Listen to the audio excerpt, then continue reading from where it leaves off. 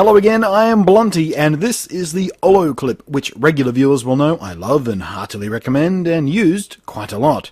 It's a 3-in-1 lens accessory for the iPhone, giving you a wide angle, a fisheye, and macro capabilities. And the reason I'm speaking in the past tense when I say I used it quite a lot is that, unfortunately, the one I own is for the iPhone 4 and 4S. And of course, when I got my iPhone 5, I discovered it doesn't quite fit properly anymore. It's a little bit thinner, and the lens is in a slightly different place, and it just doesn't work. It took the Olo clip people a little while to get a new version made for the iPhone 5, but it's finally out there. Now, the problem is, I've been having a salty hell of a time trying to get one. Stock's a bit thin on the ground, as it were. And I'm going on a trip real soon, and I don't have time to wait for stock to come back in, or roll the dice on getting one shipped from an online source to get it to me in time. But then I found this at a local camera store. Same kind of idea, different company. But instead of having two different wide-angle options, it's just got a singular fisheye lens. On the other side sits, rather interestingly, a telephoto lens, something the Olo clip doesn't do. This came in a box branded IB-FUMST 5, or more simply, 3-in-1 photo lens. Obviously, it's a cheap Chinese knockoff, so I gambled. I picked it up, obviously, and I've been out testing it. And now I'm going to show you fine folks if it's worth the $35 I paid. So let's start by giving you an idea about how these lenses affect the angle of view. Here's the iPhone 5's native lens without any attachments. Standing in precisely the same spot, popping the fisheye over it will give you this. You'll notice the heavy barrel distortion at the edges and in the corners, the vignetting of the lens itself. Typical of fisheye lenses, of course. This is one of the things I liked about having two wide-angle options with the Olo clip. The fisheye, which looked very much like this with the barreling and the vignetting, but also had a less dramatic wide-angle option that, while still significantly wider than the standard view, avoided this extreme distortion and vignetting. And I found both options to be very useful. But here, the only option is the full-on fisheye, which, to me and my tastes, is a little less useful. Now, any lens you attach over another lens will lead to some aberrations and other issues that reduce the overall image quality.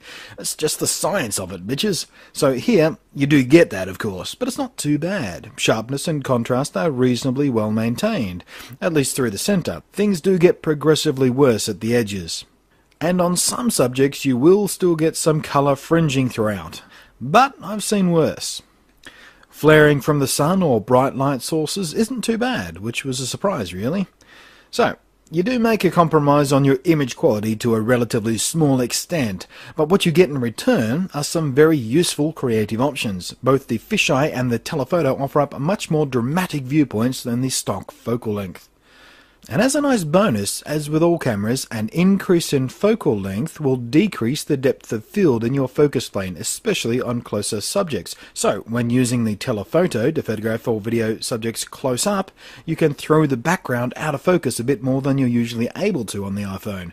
It's not super dramatic, nobody's going to mistake it for a DSLR or anything, but it does give you more tools in your utility belt of creativity, and that's always a neat thing to have. Unfortunately, the macro lens, revealed just as it is with the Olo clip by unscrewing the wide-angle lens, is a bit of a disappointment. It focuses way too close. To get anything in focus at all, you have to be right up against it, which means the shadow of the phone itself will very often intrude onto your subject. And this also makes the depth of field so narrow it's near impossible to use for any practical purpose in the wild. The macro on the Olo clip is vastly superior in every respect. It's more useful, it's clearer, it's sharper, it's just better all over. And just to show you, here's a macro shot from the Olo clip. In video mode, the fisheye becomes more useful, as the normal slight sensor crop the iPhone uses in video mode and the widescreen aspect ratio both combine to cut off the worst of the barrel distortion and minimize vignetting. Although, as you can see, the lens itself isn't very precisely aligned, meaning one edge intrudes more into the frame than the other, and I suspect the severity of this particular issue will vary from unit to unit thanks to the less than brilliant quality of the injection molded frame holding the lenses in place. And once more, the Olo clip, manufactured to much higher standards and tolerances out of better materials, just didn't have this issue. In all other respects, this 3-in-1 lens thingy is much more practical in video mode than it is in photo mode. You're not trying to suck in 8 megapixels of image as you are in stills. Here, it's only 1080p, or about a megapixel or so. So the image quality penalty you pay for mounting one lens directly onto another lens is much less pronounced. In fact, I'd go as far as to say the telephoto lens in particular looks pretty damn nice in video mode. So, in the end, I think I'll still go ahead and buy an iPhone 5 model of the Holoclip as soon as I can get one, as this unit just isn't a satisfactory replacement for it. The Holoclip is better in macro, it has more useful wide-angle options, and is constructed better, but I reckon even once I do finally get my hands on an iPhone 5 Holoclip, I'll still be keeping this little fella in my bag, even if it's just for the telephoto lens. Because let's face it, that is handy. If you hunt around online, you can get one of these 3-in-1 lenses for somewhere close to $20 plus shipping. Ted's Camera Store, who priced this at $79 normally, are just obnoxiously laughable, and anyone who pays that is a fool with more cash than brain cells, and they should give me all their money so I can spend it properly. I did get mine from Ted's, by the way. Luckily for me, I got it from them on a Boxing Day sale, so I paid $35, which when you consider you normally pay a little bit more in brick and mortar stores as opposed to online anyway, is a pretty reasonable price for what it gives you, I think.